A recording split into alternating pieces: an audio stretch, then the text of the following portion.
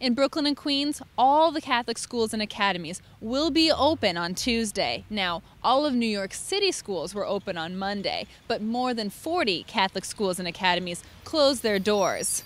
They told the kids to take a snow day in the midst of concerns about getting the kids safely to class.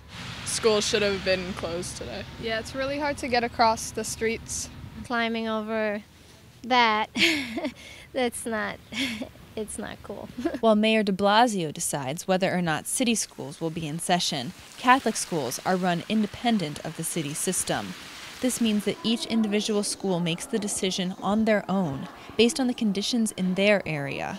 They then spread the word through alert systems, social media, and phone chains. Some schools in Queens, they might not have had their streets cleaned yet, or there's no parking, or the buses will not be able to get to and from the school.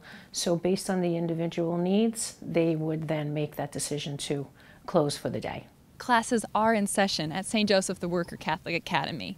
The principal, Mr. Robert DiNardo, made the decision based on a few key components. He knew that the walks and the parking lot would be plowed and taken care of. He also knew that a last-minute cancellation would wreak havoc on parents' schedules.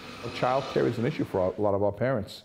So for them to find out the morning of, or even the night before, that the school is closed the next day, would make it difficult for them to find someone to take care of the child. To school or not to school, officials say that ultimately it's up to the parents to decide if they can get their children to school safely. Of course, that's our #1 concern. So if a parent absolutely felt it was not safe, then they are best to keep that child at home. That would be the best decision.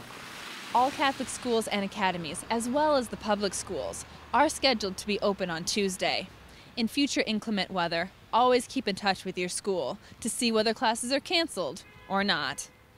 Reporting for Currents from Windsor Terrace, I'm Katie Breidenbach.